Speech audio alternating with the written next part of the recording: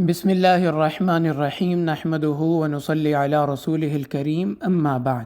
محترم ناظرین، آج آپ کو اس ایک ویڈیو میں مسجد نبوی شریف کے اندر کی تمام زیارات دیکھنے کو ملیں گی۔ یہ ایک ویڈیو ہماری پچھلی 50 ویڈیوز کا نچوڑ اور خلاصہ ہے۔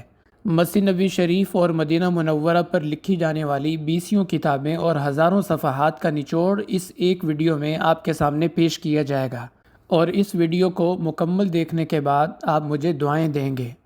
یہ جو نقشہ آپ دیکھ رہے ہیں، اس کی ویسے قدر و قیمت آپ کو ویڈیو کے آخر میں معلوم ہوگی، لیکن تھوڑا سا اس کی تفصیل عرض کر دوں کہ یہ نقشہ مسجد نبوی شریف کی قدیم عمارت کا ہے، جو آج سے 170 سال پہلے سلطان عبد المجید اول نے بنوائی تھی۔ یہ تعمیر 12 سالوں میں مکمل ہوئی، اور اس میں مسجد نبوی شریف کی 1400 سالہ تاریخ کو مختلف علامات اور نشانیوں کے ذریعے انہوں نے محفوظ کر دیا۔ آج انہی تمام علامات اور نشانیوں کو کھول کھول کر آپ کے سامنے رکھا جائے گا۔ مسجد نبوی شریف کی تمام زیارات سوائے ایک زیارت کے اسی قدیم ترکی حصے میں واقع ہیں۔ وہ ایک زیارت جو اس حصے میں نہیں ہے، وہ حضرت ابو طلحہ انصاری رضی اللہ تعالی عنہ کا باغ اور کنواں ہے، جو انہوں نے قرآن پاک کی آیت لن تنالوا البر حتى تنفقوا مما تحبون اس کے نازل ہونے پر صدقہ فرما دیا تھا۔ یہ باغ مسجد نبوی شریف کے 21 اور 22 نمبر گیٹ، جسے باب ملک فہد کہا جاتا ہے، وہاں پر ہوتا تھا، اور گیٹ کے اندرونی جانب اس باغ کے کنویں کا نشان بھی محفوظ رکھا گیا ہے، کیونکہ یہ بہت تاریخی کنواں تھا۔ آپ صلی اللہ علیہ وسلم کو اس کنویں کا پانی بہت مرغوب تھا، اور اکثر دوپہر کا قیلولہ آپ اسی باغ میں فرمایا کرتے تھے۔ جب حضرت ابو طلحہ انصاری رضی اللہ تعالیٰ نے یہ باغ صدقہ کیا تو آپ نے فرمایا بخین بخین ذاک مال رابح، یہ بخاری اور مسلم کی حدیث ہے۔ واہ بھئی واہ، یہ تو بڑا قیمتی سرمایہ آپ نے صدقہ کیا ہے۔ انہوں نے عرض کیا یا رسول اللہ صلی اللہ علیہ وسلم، یہ میرا سب سے بڑا اور سب سے قیمتی باغ ہے، لیکن میں کل قیامت کے لیے اس کو ذخیرہ کرنا چاہتا ہوں۔ آپ نے فرمایا ٹھیک ہے، پھر آپ اس کو اپنے غریب رشتہ داروں میں تقسیم کر دیں۔ تو یہ جو کنواں ہے یہ اسی باغ کا ہے، اور اس باغ کا نام تھا بیروحا۔ یہ صرف ایک زیارت ایسی ہے جو مسجد نبوی شریف کے نئے حصے میں ہے۔ اس کے علاوہ باقی تمام زیارات اس قدیم حصے میں ہیں جس کا میں نے شروع میں تذکرہ کیا۔ پھر جب آپ ملک فہد گیٹ سے چھتریوں والے صحن کی طرف جائیں گے تو وہاں درمیان میں ایک بہت بڑا دروازہ آپ کو دیکھنے میں ملے گا، جس کا نام سائٹ پہ لکھا ہوا ہے باب عبد المجید۔ پہلے مسجد نبوی شریف یہاں تک ہوتی تھی، اور یہ مسجد کا مین گیٹ تھا، جس کا کتابوں میں باب مجیدی کے نام سے بہت تذکرہ ملتا ہے۔ 1984 تک مسجد نبوی شریف کا مین گیٹ یہی ہوتا تھا۔ پھر بعد میں 1984 میں جب ملک فہد نے مسجد نبوی شریف کی 3 طرف سے توسیع کی تو یہ دروازہ مسجد کے اندر آ گیا، اور یہ جو نئی توسیع ہے ملک فہد کے زمانے کی، یہ مسجد نبوی شریف کی تاریخ کی سب سے بڑی توسیع ہے، جس میں آپ صلی اللہ علیہ وسلم کے زمانے کا پورا مدینہ شہر مسجد میں آ گیا۔ 1984 میں کام شروع ہوا تھا، 1992 میں مکمل ہوا، یعنی 8 سال لگے اس توسیع کو مکمل ہونے میں۔ یہ جو آپ پتھر کی تختی دیکھ رہے ہیں، یہ ملک فہد نے جب مسجد کی توسیع کا سنگ بنیاد رکھا تھا تب یہ پتھر انہوں نے خود اپنے ہاتھ سے یہاں نصب کیا تھا، جس پہ بسم اللہ الرحمن الرحیم لکھی ہوئی ہے، اور اوپر سن لکھا ہوا ہے 1984، اور یہ پتھر کی تختی باب السلام کے بالکل باہر لگی ہوئی ہے۔ اسی طرح کی ایک تختی باب بلال کے باہر بھی آپ کو نظر آئے گی، جس کے اوپر 1992 سن لکھا ہوا ہے، کیونکہ اس سال مسجد نبوی کی تعمیر ملک فہد کے زمانے میں مکمل ہوئی تھی۔ اس کے علاوہ یہ جو پتھر آپ دیکھ رہے ہیں، یہ ملک سعود کے زمانے میں جب مسجد نبوی شریف کی توسیع کا سنگ بنیاد رکھا گیا تھا، تب انہوں نے یہ پتھر کی تختی یہاں پہ نصب کی تھی، اور پہلی دفعہ سعودی دور حکومت میں مسجد نبوی شریف کی توسیع انہوں نے ہی کروائی۔ اس کے اوپر تاریخ لکھی ہوئی ہے ربیع الاول 1373 ہجری، یعنی اس کا معنی یہ ہوا کہ دسمبر 1953 عیسوی، یعنی آج سے تقریباً 75 سال پہلے۔ اور ان کے زمانے میں مسجد نبوی شریف کے چھتریوں والے جو 2 صحن ہیں ان کو مسجد میں شامل کیا گیا تھا، اور یہ جو تختی ہے یہ چھتریوں والے صحن کے دائیں طرف آپ کو نظر آئے گی۔ اسی طرح چھتریوں والے صحن کے دائیں طرف ایک گھڑی بھی ان کے زمانے کی نسب ہے، جس کو اسلامی گھڑی کہا جاتا ہے، کیونکہ وہ دن اور رات کے اعتبار سے وقت بتاتی ہے۔ روزانہ مغرب کے وقت یہاں پہ 12 بجے ہوں گے، اور صبح اشراق کے وقت بھی 12 بجے ہوں گے، یعنی وہ دن اور رات کے حساب سے ٹائم بتاتی ہے، اس لیے اس کو دنیا کی پہلی اسلامی گھڑی کہا جاتا ہے۔ اور اس کے اوپر جو سن لکھا ہوا ہے وہ 1370، یعنی 1950۔ اب ہم آ جاتے ہیں مسجد نبوی شریف کے قدیم ترکی حصے میں، اور وہاں کی زیارات بھی ترتیب میں آپ کو کروانی شروع کرتا ہوں۔ سب سے پہلے ہم وہاں کے جو دروازے ہیں ان سے ابتدا کرتے ہیں۔ ویسے تو مسجد نبوی شریف کے ٹوٹل 42 دروازے ہیں، ان میں سے 7 دروازے اس قدیم حصے کو لگتے ہیں، باقی 35 دروازے مسجد نبوی شریف کی جو نئی توسیع ہے اس کو لگتے ہیں۔ ان 7 دروازوں میں سے ایک دروازہ قبلے کی جانب ہے جہاں سے امام آنا جانا کرتے ہیں، اور یہ بات بھی آپ کو معلومات میں اضافے کے لیے عرض کرتا چلوں کہ مدینہ والوں کا قبلہ جنوب کی طرف ہے، یعنی مکہ مکرمہ یہاں سے جنوب کی طرف ہے۔ بہرحال اس ایک دروازے کے علاوہ جس کو باب الامام کہا جاتا ہے، 3 دروازے مسجد کے مشرقی حصے میں ہیں، یعنی جس طرف جنت البقیع ہے، اور 3 دروازے اس کے مغربی حصے میں ہیں۔ جو دروازے اس کے مغربی حصے میں ہیں ان میں سے پہلا دروازہ ہے باب السلام۔ یہ مسجد نبوی شریف کا 1 نمبر دروازہ ہے، یعنی مسجد کے تمام دروازوں کی گنتی اسی سے شروع ہوتی ہے، اور یہ وہ دروازہ ہے جو حضرت عمر رضی اللہ تعالیٰ عنہ نے اپنے زمانے خلافت میں مسجد کے اندر شامل کیا تھا۔ یہ دروازہ اور اس کے سامنے والا دروازہ باب البقیع، یہ دونوں دروازے اور ان کے درمیان والی جگہ، یہ حضرت عمر رضی اللہ تعالیٰ عنہ کے زمانے کا اضافہ ہے۔ آپ صلی اللہ علیہ وسلم کے زمانے میں یہ حصہ مسجد سے باہر ہوتا تھا۔ جب آپ صلاۃ و سلام پیش کرنے کے لیے جاتے ہیں تو درمیان میں ستونوں کی ایک پوری لائن آپ کو دیکھنے میں نظر آتی ہے۔ ان ستونوں تک حضرت عمر رضی اللہ تعالیٰ عنہ نے اضافہ کیا تھا مسجد کا، اور پھر ان ستونوں سے لے کر جو مسجد کی قبلے والی دیوار ہے وہاں تک حضرت عثمان رضی اللہ تعالیٰ عنہ نے مسجد میں اضافہ فرمایا تھا۔ اس لیے آگے جو محراب ہے اس کو محراب عثمانی کہا جاتا ہے، اور محراب عثمانی سے ٹھیک 3 صفحے پیچھے 2 ستونوں کے درمیان، یہاں پر حضرت عمر رضی اللہ تعالیٰ عنہ کے زمانے میں مسجد کا محراب ہوتا تھا۔ کارپیٹ کے نیچے حضرت عمر رضی اللہ تعالیٰ عنہ کے زمانے کے محراب کی نشانی انہوں نے رکھی ہوئی ہے، اور اسی جگہ حضرت عمر رضی اللہ تعالیٰ عنہ کو فجر کی نماز کے دوران شہید کیا گیا تھا۔ تو یہ جگہ محراب عثمانی سے 3 صفحے پیچھے 2 ستونوں کے درمیان بنتی ہے۔ اس کے علاوہ باب السلام سے آپ جیسے ہی اندر داخل ہوں گے تو دائیں ہاتھ آپ کو چھوٹا سا دروازہ نظر آئے گا۔ یہ گھر تھا حضرت عباس رضی اللہ تعالیٰ عنہ کا، اور یہ جو آیت مبارکہ لکھی ہوئی ہے وَمَا تَفْعَلُوا مِنْ خَيْرٍ يَعْلَمْهُ اللَّهُ وَتَزَوَّدُوا فَإِنَّ خَيْرَ الزَّادِ التَّقْوَى وَاتَّقُونِ يَا أُولِي الْأَلْبَابِ۔ تو وَاتَّقُون کے نون کی جگہ آپ دیکھیں اندر سے خالی ہے، یہاں پر ان کے گھر کا پرنالہ تھا۔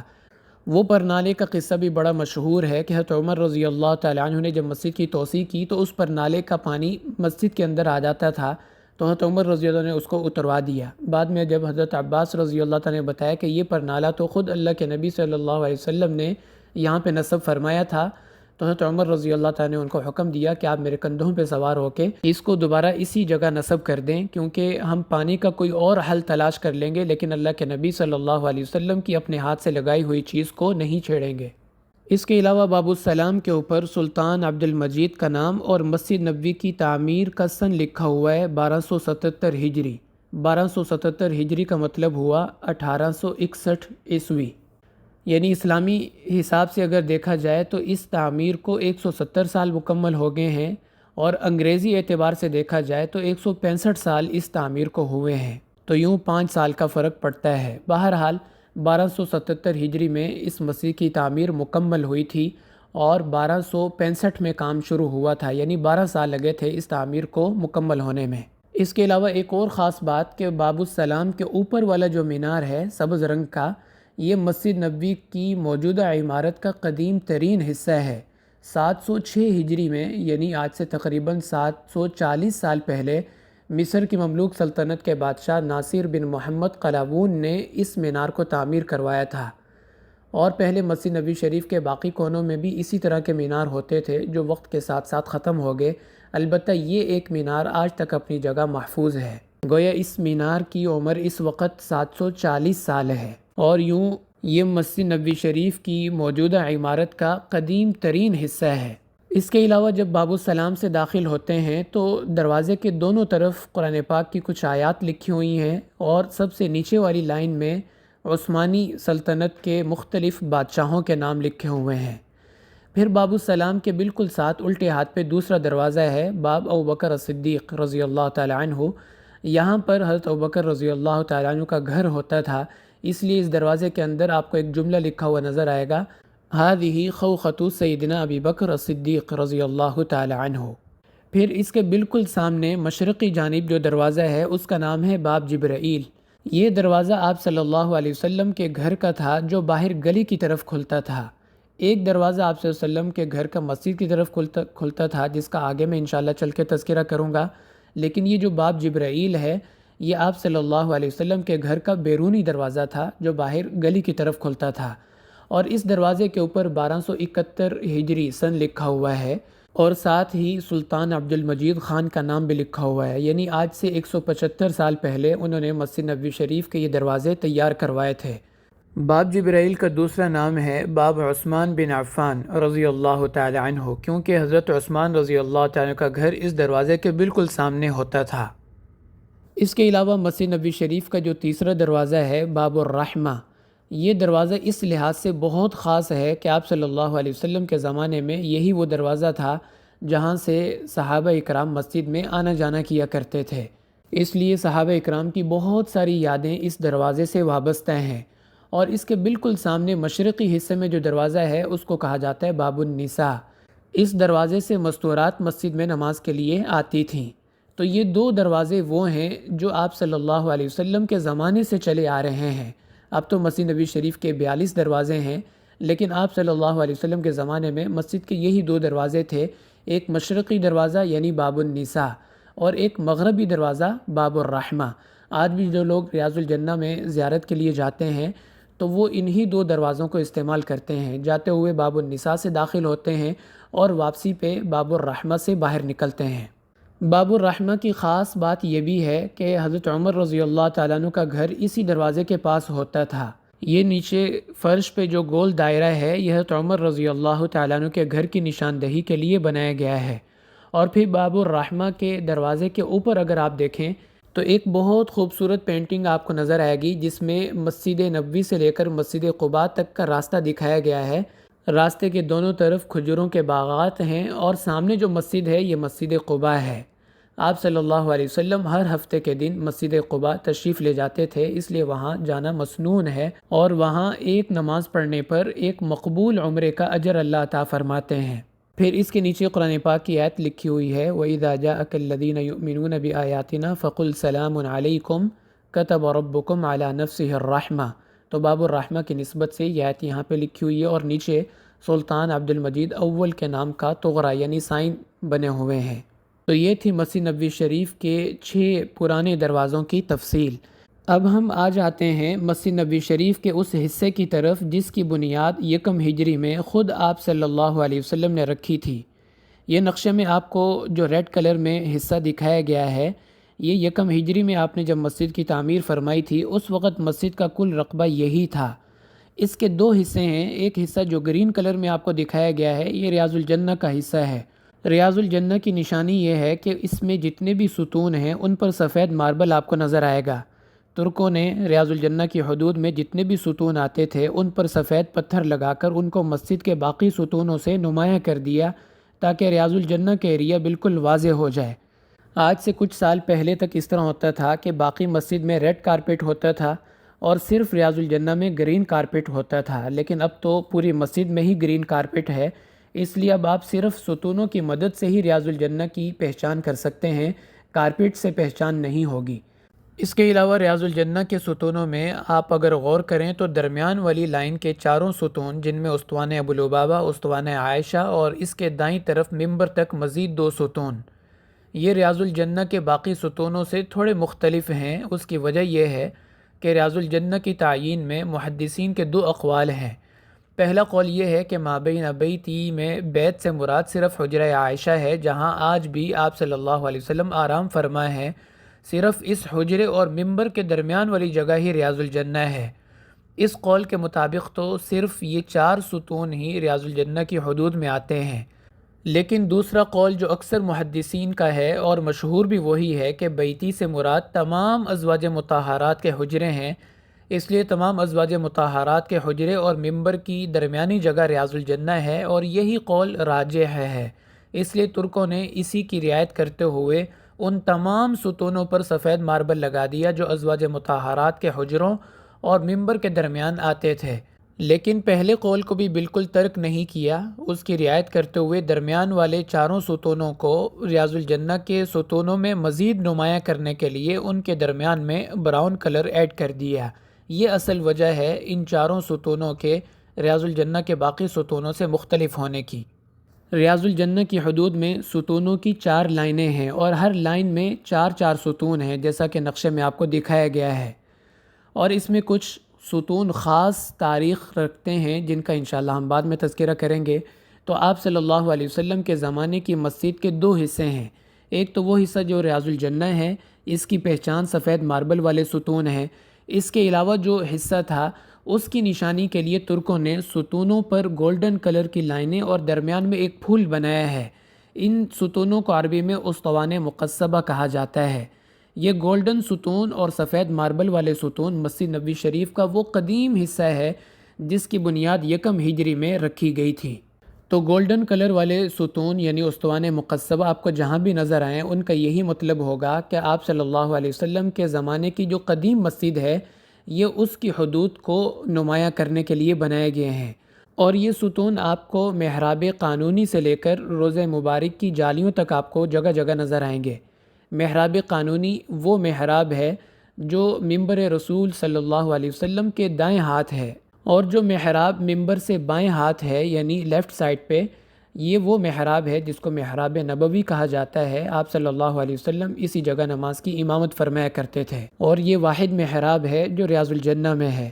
لیکن جس محراب کی میں بات کر رہا ہوں یہ ممبر کے دائیں طرف ہے، محراب قانونی کے نام سے۔ یہاں سے لے کر روضہ مبارک کی جالیوں تک مسجد کا جتنا بھی ایریا ہے، 1 ہجری میں آپ صلی اللہ علیہ وسلم کے زمانے میں مسجد کی حدود یہاں تک ہوتی تھی۔ پھر 7 ہجری میں غزوہ خیبر کے بعد آپ صلی اللہ علیہ وسلم نے مسجد کو دائیں طرف سے اور پیچھے کی طرف سے مزید 3 ستون بڑھا لیا۔ اس کی نشانی کے لیے ترکوں نے تمام ستونوں پر حد المسجد النبی علیہ الصلاۃ والسلام یہ جملہ لکھوایا۔ یہ مسجد میں وہ اضافہ اور توسیع تھی جو آپ صلی اللہ علیہ وسلم نے خود ہجرت کے 7ویں سال فرمائی۔ اس اضافے اور توسیع کو نقشے میں بلو کلر میں دکھایا گیا ہے۔ دائیں طرف سے مسجد نبوی کی آخری حدود ان ستونوں تک تھی جہاں پر حد المسجد نبی علیہ السلام لکھا ہوا ہے، اور بائیں طرف سے روضہ مبارک کی جالیوں تک مسجد کا ایریا تھا، اور پیچھے کی جانب سے چھتریوں والے صحن تک مسجد ہوتی تھی، اور آگے قبلے کی جانب مسجد وہاں تک تھی جہاں پر آپ صلی اللہ علیہ وسلم کا ممبر اور محراب ہے۔ اس سے آگے والا حصہ جہاں سے صلاۃ و سلام پیش کرنے کے لیے گزرتے ہیں وہ حضرت عمر رضی اللہ تعالیٰ کے زمانے میں، اور کچھ حصہ حضرت عثمان رضی اللہ تعالیٰ کے زمانے میں مسجد میں شامل کیا گیا تھا، جس کا آپ کے سامنے شروع میں تذکرہ کیا ہے۔ اب ریاض الجنہ میں وہ زیارت آپ کو کرواتا ہوں جس کے بارے میں بہت کم لوگ جانتے ہیں۔ شاید آپ کے لیے بھی یہ نئی بات ہوگی کہ یہ جو 114 نمبر ستون ہے، آپ صلی اللہ علیہ وسلم کا یہ پرانا محراب ہوتا تھا، یعنی جب مسلمان بیت المقدس کی طرف رخ کر کے نمازیں پڑھا کرتے تھے اس وقت آپ صلی اللہ علیہ وسلم اس جگہ کھڑے ہو کے نماز کی امامت فرماتے تھے، اور یہ ستون اسطوانہ عائشہ سے 6 نمبر پر ہے۔ اگر آپ اسطوانہ عائشہ کو بھی شمار کریں تو یہ 6 نمبر پہ بنتا ہے، اور اگر اسطوانہ عائشہ کو شامل نہ کریں تو یہ 5واں ستون بنتا ہے۔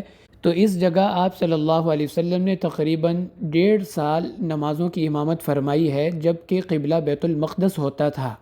پھر جب قبلہ اللہ تعالیٰ نے بیت اللہ شریف کو بنا دیا تو وہ چونکہ بالکل اس کی اپوزٹ سائڈ بنتی ہے جنوب کی طرف، یہ تو شمال کی طرف ہے لیکن مکہ مکرمہ جنوب کی طرف ہے، تو پھر آپ صلی اللہ علیہ وسلم نے کچھ عرصہ تک اسطوانہ عائشہ کے پاس نمازوں کی امامت فرمائی، اور اس کے بعد پھر مستقل جہاں پہ محراب نبوی بنا ہوا ہے یہاں پر آپ نمازوں کی امامت فرمایا کرتے تھے، اور اپنے وصال تک آپ نے اسی جگہ پھر نمازوں کی امامت فرمائی ہے۔ یہ جو موجودہ محراب نبوی ہے یہ 888 ہجری میں، یعنی آج سے تقریباً 550 سال پہلے اشرف قاتبائی جو مصر کے بادشاہ تھے انہوں نے بنوایا تھا، اور اسی طرح جو روضہ مبارک کے ارد گرد جالیاں ہیں سبز اور سنہری جالیاں، یہ بھی انہوں نے ہی تعمیر کروائی تھیں، اس لیے اسطوانہ حرص اور وفود کے درمیان ان کا نام بھی لکھا ہوا ہے اور نیچے سن بھی لکھا ہوا ہے۔ اس کے علاوہ گنبد خضرا اور اس کے ساتھ والا جو مینار ہے جس کو عربی میں مینارہ رئیسیہ کہا جاتا ہے، تو یہ مینار اور اس کے ساتھ سبز گنبد یہ انہی کے زمانے کا بنا ہوا ہے۔ یعنی آج سے ٹھیک 560 سال پہلے یہ مینارہ اور گنبد خضرا، روضہ مبارک کی جالیاں اور مسجد نبوی شریف کا جو محراب ہے، محراب نبوی، یہ تمام چیزیں انہی کے زمانے کی بنی ہوئی ہیں۔ محراب نبوی کے پیچھے بھی تفصیل لکھی ہوئی ہے کہ ابو النصر اشرف قاتبی رحمۃ اللہ علیہ نے 888 ہجری میں یہ محراب تیار کروایا تھا۔ اور جو محراب قانونی ہے، یہ محراب منبر رسول صلی اللہ علیہ وسلم کے دائیں طرف ہے اور کافی حد تک محراب رسول سے ملتا جلتا ہے۔ یہ محراب آج سے 550 سال پہلے یعنی 908 ہجری میں سلیمان قانونی نے بنوایا تھا، جو کہ ایک عثمانی بادشاہ تھے۔ اور اس محراب کے بنوانے کا مقصد یہ تھا کہ امام مسجد کے بالکل درمیان میں کھڑے ہوں، کیونکہ آپ صلی اللہ علیہ وسلم کا جو محراب تھا وہ مختلف زمانوں میں ہونے والی توسیعات کی وجہ سے مسجد کے درمیان میں نہیں رہا تھا، بلکہ وہ دائیں طرف کو ہو گیا تھا، جیسا کہ ابھی بھی ایسے ہی ہے۔ لیکن یہ جو محراب ہے یہ مسجد کے بالکل درمیان میں ہے۔ اسی محراب سے آگے استوان مقصبہ شروع ہوتے ہیں، جو مسجد نبوی شریف کی قدیم حصے کی نشاندہی کے طور پر ترکوں نے بنائے تھے۔ اب ان دونوں محرابوں کے درمیان یعنی محراب قانونی اور محراب نبوی، ان کے درمیان منبر رسول صلی اللہ علیہ وسلم ہے، جس کے بارے میں آپ نے ارشاد فرمایا ما بین بیتی و منبری روضۃ من ریاض الجنہ، کہ میرے گھر اور منبر کے درمیان جتنی بھی جگہ ہے یہ جنت کا باغ ہے۔ آپ صلی اللہ علیہ وسلم کا جو اپنا منبر تھا وہ 654 ہجری تک مسجد میں استعمال ہوتا رہا، یعنی 650 سال۔ لیکن پھر ایک دفعہ مسجد میں آگ لگی جس کی وجہ سے وہ منبر راکھ ہو گیا اور پھر اس کی راکھ کو اسی کی جگہ نیچے دفن کر دیا گیا۔ آپ صلی اللہ علیہ وسلم کے زمانے سے لے کر آج تک منبر تو کئی دفعہ تبدیل ہوا ہے، لیکن منبر کی جگہ کبھی تبدیل نہیں ہوئی، کیونکہ آپ نے اس جگہ کو ریاض الجنہ کی حدود قرار دیا ہے۔ البتہ یہ جو موجودہ منبر ہے یہ 998 ہجری میں یعنی آج سے تقریباً 450 سال پہلے سلطان مراد بن سلطان سلیم نے بنوایا تھا، اور یہ پوری تفصیل اور اس کی تاریخ اس کے دروازے کے اوپر لکھی ہوئی ہے، گویا کہ یہ منبر بھی بہت پرانا ہے۔ اس کے علاوہ ایک اور زیارت جو باب النساء اور باب جبرائیل کے درمیان ہے، یہاں پر ایک چبوترا بنا ہوا ہے جس کے بارے میں عام طور پر لوگ سمجھتے ہیں کہ یہ اصحاب صفہ کا چبوترا ہے، لیکن صحیح بات یہ ہے کہ یہ اصحاب صفہ کا چبوترا نہیں ہے، کیونکہ یہ جگہ آپ صلی اللہ علیہ وسلم کے زمانے میں مسجد نبوی سے باہر تھی اور اصحاب صفہ تو مسجد میں رہا کرتے تھے، تو یہ چبوترا مسجد کے خدام اور مؤذنین کے لیے ترکوں نے بنوایا تھا۔ پرانی تصویر میں آپ ان کو یہاں بیٹھے دیکھ سکتے ہیں۔ اس کی دلیل ایک اور بھی ہے کہ خدام کے چبوترے کے ساتھ آج بھی ان کا کمرہ موجود ہے جہاں پہ یہ حضرات رہتے ہیں۔ یہ وہ سعادت مند لوگ ہیں جنہوں نے اپنی پوری زندگی اللہ کے نبی صلی اللہ علیہ وسلم کی مسجد کی خدمت کے لیے وقف کر رکھی ہے، تو ان کے اس چبوترے کو کہا جاتا ہے دکۃ الاغاوات، یعنی مسجد نبوی شریف کے خدام کا چبوترا۔ اصحاب صفہ کی جگہ پر اب کوئی چبوترا نہیں ہے، البتہ اس کی نشاندہی نقشے کے ذریعے میں نے کی ہے۔ ہلکے براؤن کلر میں یہ جگہ آپ کو جو دکھائی گئی ہے، اسی جگہ اصحاب صفہ بیٹھا کرتے تھے، اور یہ جگہ استوانہ عائشہ سے تقریباً 6 ستونوں کے فاصلے پر ہے۔ تو یہ اصل جگہ تھی اصحاب صفہ کی، اور یہ اسلام کا پہلا مدرسہ تھا جس کے طالب علم صحابہ اور معلم استاد امام الانبیاء سید الانبیاء آپ صلی اللہ علیہ وسلم تھے۔ پھر جو خدام کا چبوترا ہے جو دیکھنے میں لگتا بھی ہے کہ کوئی چبوترا ہے، اس کے بالکل سامنے محراب تہجد ہے، جہاں آپ صلی اللہ علیہ وسلم تہجد کی نماز ادا فرماتے تھے۔ پہلے باقاعدہ یہاں محراب بنا ہوتا تھا، لیکن پھر بعد میں اس کو بند کر دیا گیا لوگوں کے رش کی وجہ سے۔ اور اس محراب تہجد کے اوپر اگر آپ دیکھیں تو ایک بہت خوبصورت بیت اللہ شریف کی پرانی تصویر لگی ہوئی ہے۔ اس تصویر کو یہاں پہ لگانے کا مقصد یہ تھا، ترکوں نے اس تصویر کو یہاں پہ اس لیے نصب کروایا تھا کہ جو لوگ یہاں نماز کے لیے کھڑے ہوں گے تو ان کا رخ نماز میں اللہ کے نبی صلی اللہ علیہ وسلم کے روضہ مبارک یعنی قبر شریف کی طرف ہوگا، تو کہیں خدا نہ خواستہ کسی کے ذہن میں یہ خیال نہ آئے کہ میں اللہ کے نبی کی قبر کو سجدہ کر رہا ہوں، تو سامنے بیت اللہ کی تصویر ہونی چاہیے تاکہ اس کو پتہ ہو کہ میرا رخ بیت اللہ کی طرف ہے اور میں اللہ کے حضور سجدہ ریز ہو رہا ہوں، نہ کہ اللہ کے نبی کی قبر کو سجدہ کر رہا ہوں، کیونکہ اللہ کے نبی کی قبر کو سجدہ کرنا یہ تو سراسر شرک ہے۔ اور آپ نے اپنی وفات سے چند دن پہلے یہ بات فرمائی تھی کہ اللہ تعالیٰ نے یہود و نصارہ پر لعنت فرمائی اس وجہ سے کہ وہ اپنے انبیاء کی قبروں کو سجدہ کیا کرتے تھے۔ مقصد یہ تھا کہ تم ایسا نہ کرنا۔ تو یہاں چونکہ نماز کے دوران اللہ کے نبی کی قبر مبارک آگے کی طرف ہوتی ہے، اس لیے ترکوں نے یہاں بیت اللہ شریف کی تصویر لگائی تھی تاکہ ذہن میں اللہ کے نبی کی قبر کا تصور نہ آئے بلکہ بیت اللہ کا تصور اس کے سامنے ہو۔ پھر اس کے قریب ہی ایک اور زیارت ہے، یہ جو آپ تصویر میں دیکھ رہے ہیں یہ روضہ مبارک کی جالیوں کے اندر جانے کا واحد داخلی دروازہ ہے۔ جو بھی سعادت مند روضہ مبارک کی جالیوں کے اندر جاتے ہیں وہ اسی دروازے سے داخل ہوتے ہیں۔ اس دروازے کو باب فاطمۃ الزہرا کہا جاتا ہے کیونکہ حضرت فاطمہ رضی اللہ تعالیٰ عنہ کا گھر اسی جگہ ہوتا تھا، اور دروازے سے داخل ہوتے ہی جالیوں کے اندر ایک محراب بھی بنا ہوا ہے جہاں حضرت فاطمہ رضی اللہ تعالیٰ عنہ عبادت فرمایا کرتی تھیں، لیکن باہر سے وہ محراب نظر نہیں آتا۔ اس کے علاوہ ریاض الجنہ کی خاص زیارتوں کی طرف اگر ہم جائیں تو سب سے پہلے میں آپ کو یہ بتاتا چلوں کہ آپ صلی اللہ علیہ وسلم کے زمانے میں مسجد نبوی شریف کی چھت اتنی اونچی نہیں تھی جتنی آج کل ہے۔ ریاض الجنہ کے ستونوں پر گولڈن کلر میں پھول کی پتیوں والا جو ڈیزائن آپ دیکھتے ہیں، اس ڈیزائن کا مقصد یہ تھا کہ آپ صلی اللہ علیہ وسلم کے زمانے میں مسجد کی چھت یہاں تک ہوتی تھی، تو یہ ڈیزائن مسجد کی چھت کی اونچائی کو ظاہر کرنے کے لیے بنائے گئے ہیں۔ اس کے علاوہ ریاض الجنہ میں 6 خاص ستون ہیں جن کی کچھ تفصیل باری باری آپ کے سامنے عرض کرتا ہوں۔ سب سے پہلا ستون ہے اسطوانِ مخلقہ، یہ اللہ کے نبی صلی اللہ علیہ وسلم کے محراب کے بالکل متصل ہے۔ مخلقہ خلوق سے بنا ہے جس کا معنی ہوتا ہے خوشبو۔ چونکہ اس ستون کی سیدھ میں اللہ کے نبی صلی اللہ علیہ وسلم نماز کی امامت فرمایا کرتے تھے، اس لیے صحابہ یہاں نماز سے پہلے خوشبو کا اہتمام کرتے تھے، تو اس ستون کا نام ہی اسطوانِ مخلقہ پڑ گیا، یعنی خوشبو والا ستون۔ جو جگہ محراب کا بالکل سینٹر ہے، یعنی جہاں پہ امام اب کھڑے ہو کے نماز پڑھاتے ہیں، اس جگہ حضرت ابوبکر رضی اللہ تعالیٰ عنہ نماز کی امامت فرمایا کرتے تھے۔ اللہ کے نبی صلی اللہ علیہ وسلم کی امامت کی جگہ اس سے ایک قدم دائیں ہاتھ تھی جہاں پہ اسطوانِ مخلقہ کی سیدھ بنتی ہے، اس لیے محراب کے دائیں کونے پہ آپ کو یہ جملہ لکھا ہوا نظر آئے گا، ھذا مصلی رسول اللہ صلی اللہ علیہ وسلم، کہ اللہ کے نبی کی نماز کی یہ جگہ ہے۔ تو ٹھیک اس جگہ آپ نماز کی امامت فرمایا کرتے تھے، لیکن حضرت ابوبکر رضی اللہ تعالیٰ عنہ ادباً یہاں سے ایک قدم الٹے ہاتھ کھڑے ہوتے تھے۔ یہ بات بھی یقیناً آپ نے پہلی دفعہ ہی آج سنی ہوگی۔ اس کے علاوہ اسطوانِ مخلقہ کے بارے میں ایک اور بات عرض کرتا چلوں کہ یہاں پر ہی وہ کھجور کا تنا تھا جو آپ صلی اللہ علیہ وسلم کی جدائی میں رویا تھا۔ جب ممبر تیار کیا گیا اور آپ پہلی دفعہ خطبے کے لیے ممبر پر تشریف لائے تو صحابہ فرماتے ہیں ہمیں اس کھجور کے تنے سے سسکیاں لے کر رونے کی آواز آئی، تو وہ تنا بھی اسی جگہ تھا جہاں پہ اسطوانِ مخلقہ ہے، اس لیے اس کا دوسرا نام ہے اسطوانِ حنانہ، یعنی رونے والا ستون۔ پھر اسطوانِ مخلقہ کے بالکل سامنے اسطوانِ عائشہ ہے جو کہ ریاض الجنہ کا سب سے مشہور ستون ہے۔ اس کی ویسے تو بہت ساری خصوصیات ہیں، لیکن انتہائی اختصار کے ساتھ 4 باتوں کا تذکرہ کرتا ہوں۔ پہلی بات یہ کہ اسطوانِ عائشہ یہ ممبر رسول اور قبر رسول صلی اللہ علیہ وسلم کے عین وسط میں ہے۔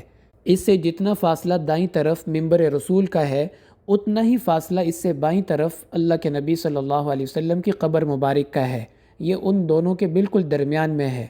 اور دوسری خصوصیت اس کی یہ ہے کہ آپ صلی اللہ علیہ وسلم نے تحویل قبلہ کے بعد کچھ عرصہ یہاں پہ نمازوں کی امامت فرمائی تھی، گویا کہ اس جگہ کو اللہ کے نبی کے محراب ہونے کا بھی شرف حاصل رہا ہے۔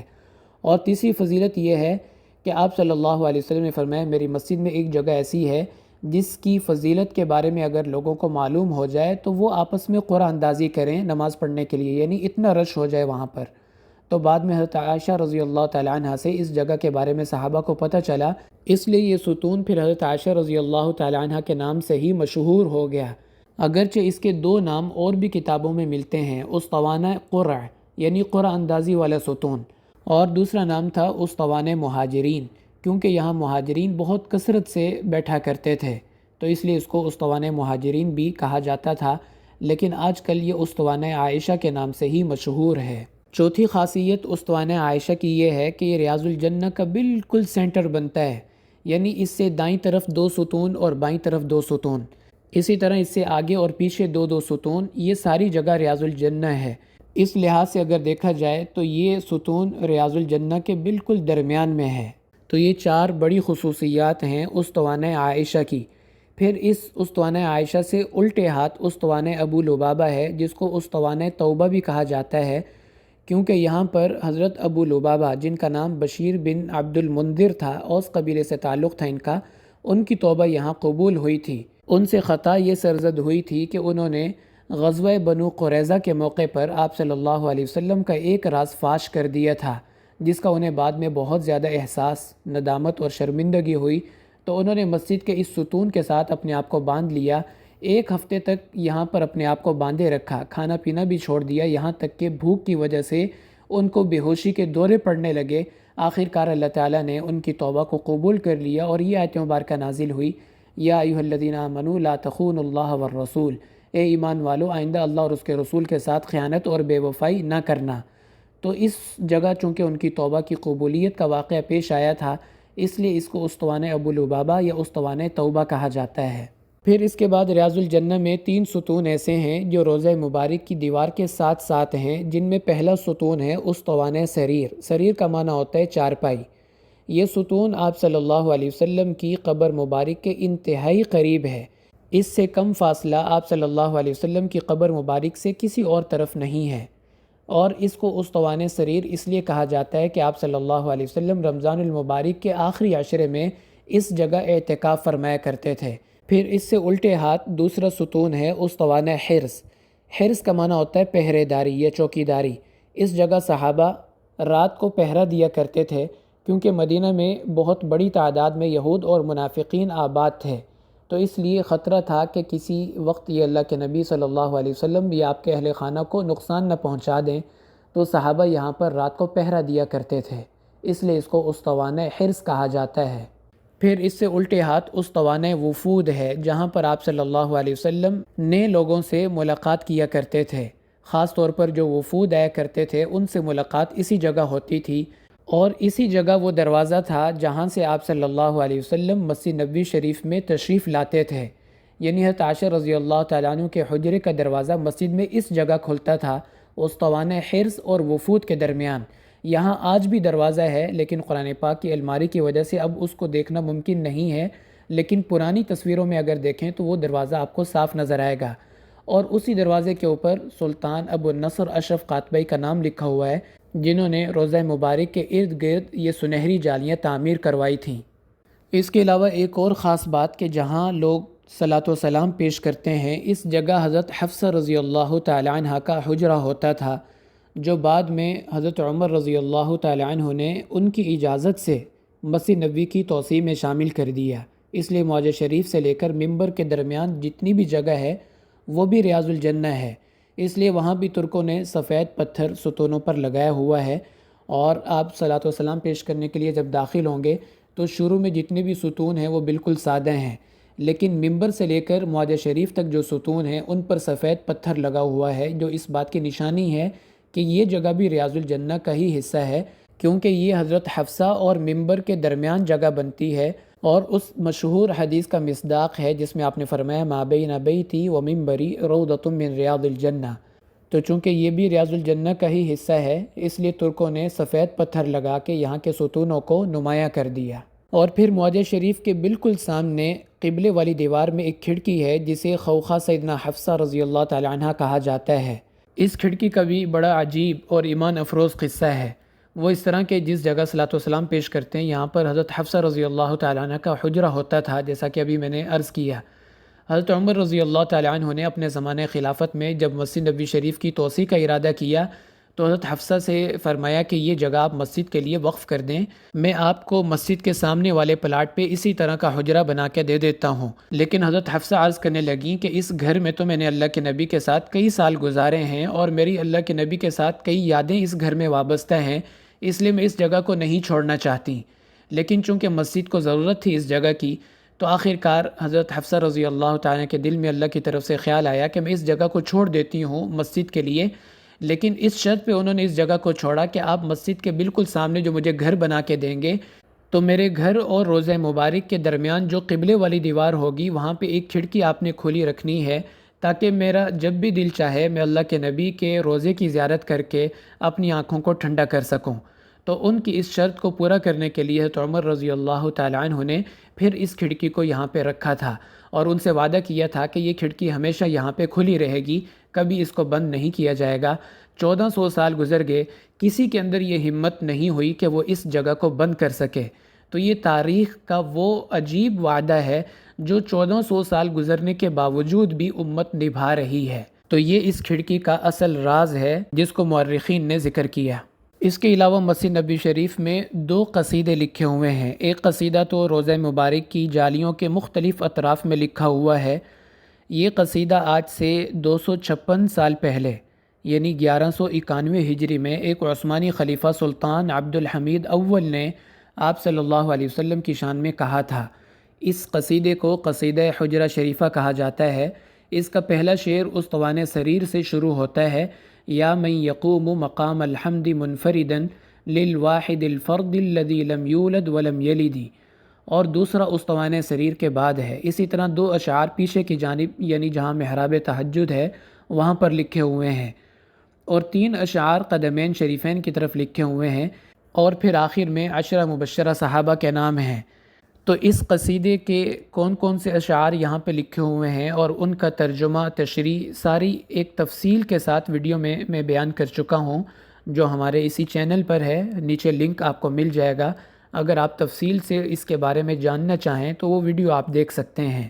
دوسرا قصیدہ معاجہ شریف کے بالکل سامنے جو کھڑکی ہے خوخہ سیدنا حفصہ، اس کے اطراف میں لکھا ہوا ہے، اور یہ قصیدہ بھی بہت ایمان افروز ہے جو یہاں سے شروع ہوتا ہے، بنور رسول اللہ اشرقت الدنیا ففی نورہ کل یجیء ویذہب۔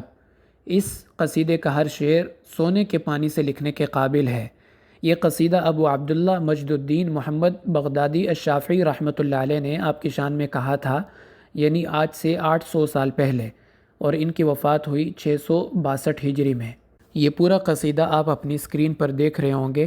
یہ پورا قصیدہ یہاں معاجہ شریف کے سامنے جو قبلے والی دیوار ہے اس کے اوپر لکھا ہوا ہے۔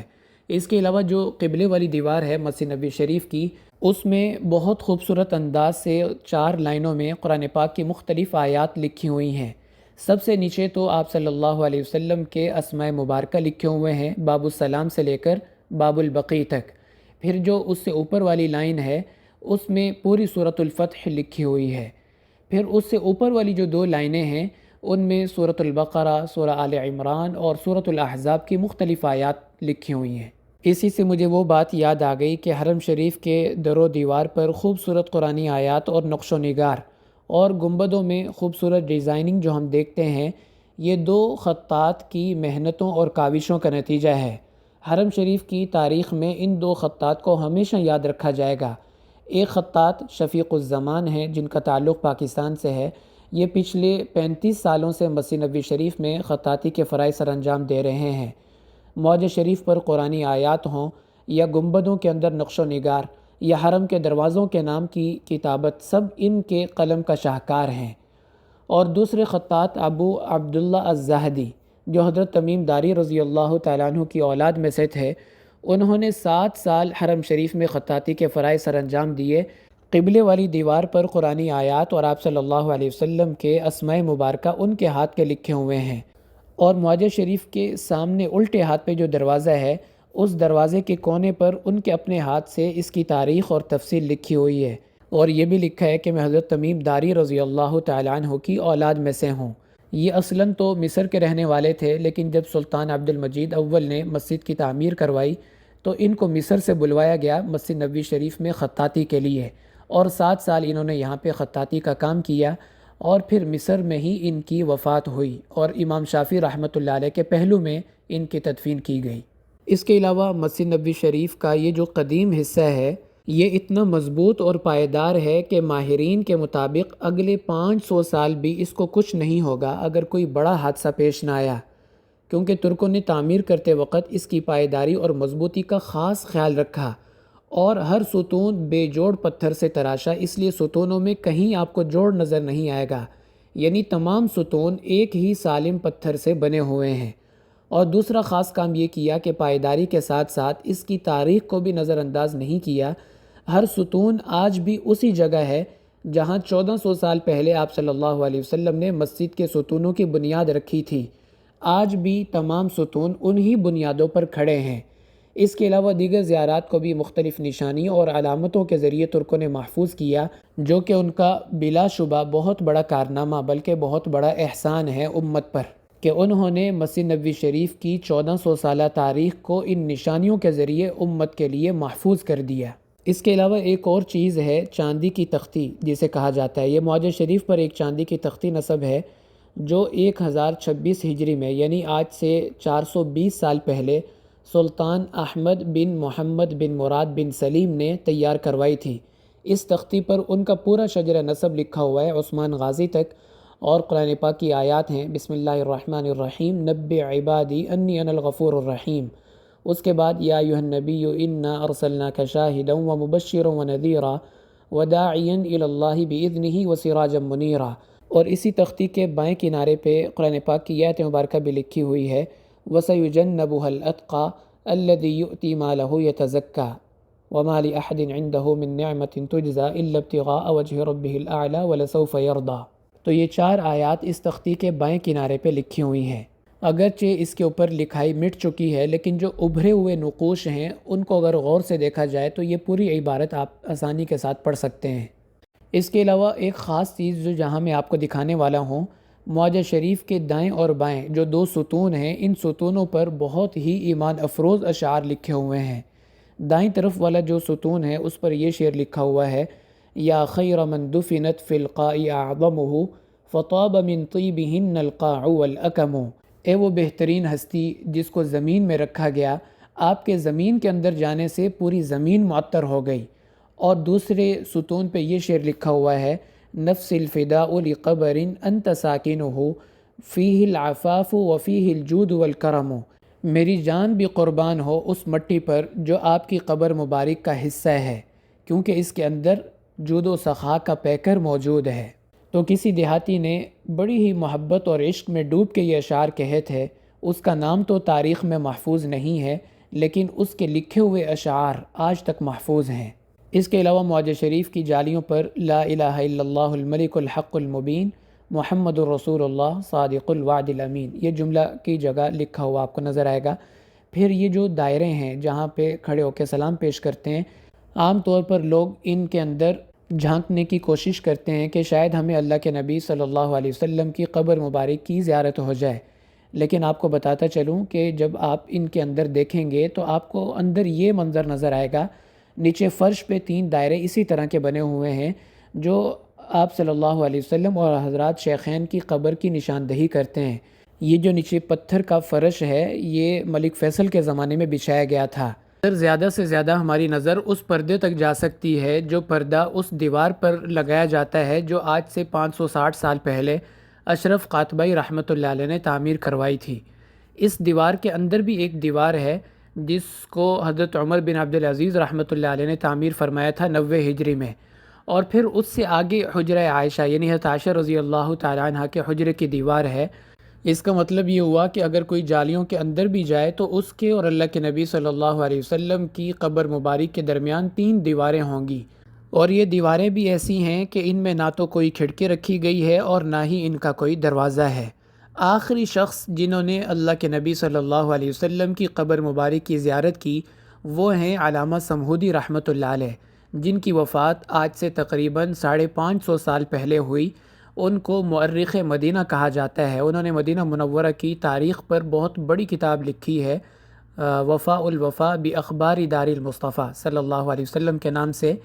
یہ اس امت کے آخری شخص ہیں جنہوں نے اللہ کے نبی صلی اللہ علیہ وسلم کی قبر مبارک کی زیارت کی ہے۔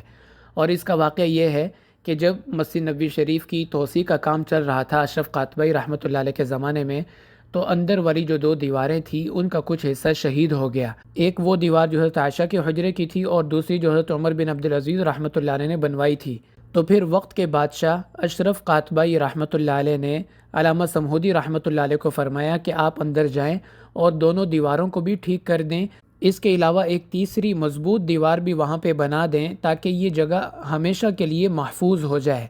تو وہ علامہ سمہودی رحمۃ اللہ علیہ خود فرماتے ہیں کہ اس موقع پر مجھے اللہ کے نبی اور حضرات شیخین کی قبروں کی زیارت نصیب ہوئی، جو بالکل کچی قبریں تھیں اور ان کی اونچائی صرف ایک بالشت کے برابر تھی، جیسے آج کل جنت البقیع کی قبریں ہیں۔ اس لیے روضہ مبارک کے اندر کی جتنی بھی تصویریں ہمیں سوشل میڈیا پہ دیکھنے کو ملتی ہیں، یہ سب فیک ہیں، جھوٹ ہیں، ان میں کوئی بھی تصویر اصلی نہیں ہے، کیونکہ 500 سال سے اصل قبر مبارک کی تو کسی نے زیارت ہی نہیں کی، تو تصویریں کہاں سے آ گئیں؟ اب ہم یہاں سے چلتے ہیں مسجد نبوی شریف کی چھت پر، وہاں کی کچھ تاریخ اور زیارات آپ کو کرواتا ہوں۔ یہ جو مسجد نبوی شریف کا قدیم حصہ ہے، ترکوں کے زمانے میں تعمیر ہوا، اس کی چھت پر 170 گنبد ہیں، اور جو مسجد کا نیا حصہ ہے ملک فہد کے زمانے میں تعمیر ہوا، اس کی چھت پر 34 گنبد ہیں، اور یوں مسجد نبوی شریف کی چھت پر ٹوٹل 204 گنبد ہیں، جو کہ دنیا کی کسی بھی مسجد سے زیادہ ہیں۔ اسی طرح مسجد نبوی شریف کے ٹوٹل 10 مینار ہیں، جو کہ شاید مسجد الحرام کے بعد دنیا کی کسی بھی مسجد سے زیادہ ہوں گے، اور اسی طرح مسجد نبوی شریف میں 6 محراب ہیں، اور یہ ان 6 محرابوں کے لحاظ سے بھی دنیا کی تمام مساجد میں پہلے نمبر پر ہے، کیونکہ دنیا کی کسی بھی مسجد کے اندر 6 محراب آپ کو نظر نہیں آئیں گے۔ بہرحال ہم بات کر رہے تھے مسجد نبوی کے گنبدوں کی۔ ان گنبدوں میں 2 گنبد جو سب سے بڑے اور نمایاں ہیں، ایک کو القبۃ الخضراء یعنی سبز گنبد کہا جاتا ہے، یہ اللہ کے نبی صلی اللہ علیہ وسلم کی قبر مبارک کی نشاندہی کے لیے بنایا گیا تھا، آج سے 560 سال پہلے، اشرف قاتبائی رحمۃ اللہ علیہ کے زمانے میں۔ پہلے اس گنبد پر نیلا رنگ ہوتا تھا، اس لیے اس کو قبہ زرقاء کہا جاتا تھا۔ پھر آج سے 200 سال پہلے یعنی 1253 ہجری میں پہلی مرتبہ اس پر سبز رنگ کیا گیا، تب سے یہ قبہ خضراء یا سبز گنبد کے نام سے مشہور ہے۔ اور دوسرا گنبد جو گرے کلر کا ہے اور گنبد خضراء کے بالکل پہلو میں ہے، یہ گنبد بھی باقی گنبدوں کی بنسبت کافی بڑا ہے، اگرچہ گنبد خضراء سے تو یہ چھوٹا ہے۔ اس گنبد کی خاص بات یہ ہے کہ یہ مسجد کے محراب کی نشاندہی کرتا ہے۔ یہ گنبد محراب عثمانی اور محراب عمری دونوں محرابوں کی جگہ کو کور کرتا ہے، اس لیے یہ گنبد باقی گنبدوں سے بڑا ہے۔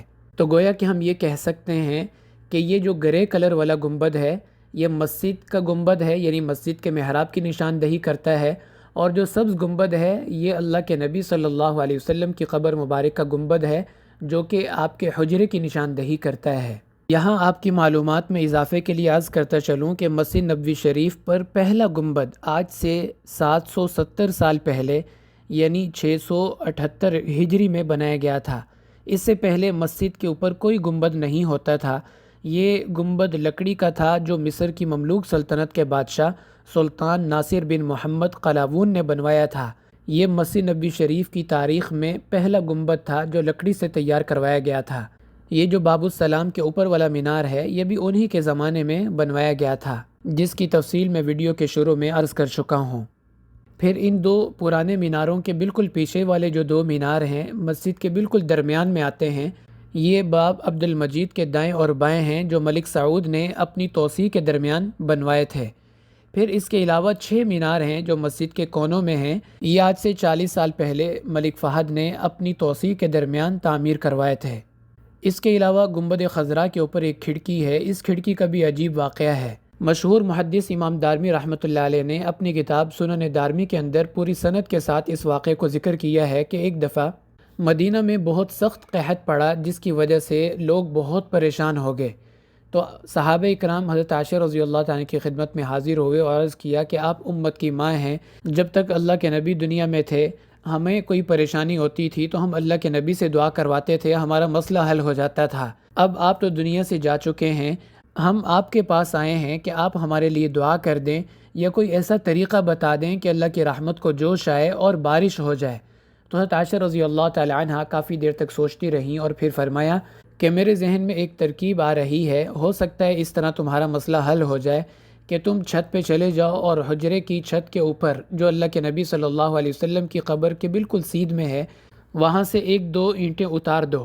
جب اللہ کے نبی کی قبر کھلے آسمان کے نیچے ہوگی تو مجھے یقین ہے کہ اللہ کی رحمت کو جوش آئے گا اور باران رحمت نازل ہوگی۔ تو انہوں نے ایسا ہی کیا، حجرے کی چھت پر گئے اور 2 اینٹیں وہاں سے اتار دیں۔ تو اللہ کی شان، اس سال اتنی بارشیں ہوئیں کہ اس سال کا نام انہوں نے عام الفتق رکھا، یعنی بارشوں والا سال۔ تو اشرف قاتبی رحمۃ اللہ علیہ نے جب یہ سبز گنبد تعمیر کروایا تو انہوں نے بھی ٹھیک اسی کی سیدھ میں گنبد کے اندر یہ کھڑکی رکھوائی تاکہ اگر کبھی دوبارہ امت بارشوں کے نہ ہونے کی وجہ سے پریشان ہو تو وہ اس کھڑکی کو کھول لیں اور اللہ کی رحمت ان کی طرف متوجہ ہو جائے۔ تو یہ اس کھڑکی کا راز ہے۔ اس کے علاوہ ایک اور خاص بات آپ کو یہاں بتاتا چلوں کہ جب آپ باہر کھڑے ہوں اور آپ معاجہ شریف پہ سلام پیش کرنا چاہیں تو یہ جو چوتھا ستون ہے یہ بالکل معاجہ شریف کی سیدھ میں ہے۔ یہاں پہ صلاۃ و سلام پیش کرنا اسی طرح ہی ہے جیسے آپ نے معاجہ شریف کے بالکل سامنے کھڑے ہو کے سلام پیش کیا، کیونکہ کبھی رش کی وجہ سے یا وقت کے تنگ ہونے کی وجہ سے اندر جانا مشکل ہوتا ہے، یا خاص طور پر عورتیں تو اندر جا ہی نہیں سکتی۔ اگر وہ اس کی سیدھ میں کھڑے ہو کے صلاۃ و سلام پیش کریں تو ایسے ہی ہے جیسے انہوں نے معاجہ شریف پہ سلام پیش کیا ہے۔ پھر گنبد خضراء کے بالکل سامنے جو وضو خانہ ہے اس کے نیچے والی منزل میں ایک چھوٹا سا میوزیم ہے جس میں صحابہ اکرام کے زمانے میں جو قرآن پاک پتھروں پر یا چمڑوں پر یا کھجور کے پتوں اور جانوروں کی ہڈیوں پر لکھا جاتا تھا، اس کے کئی نمونے وہاں پہ محفوظ کیے ہوئے ہیں۔ وہ میوزیم بھی دیکھنے سے تعلق رکھتا ہے۔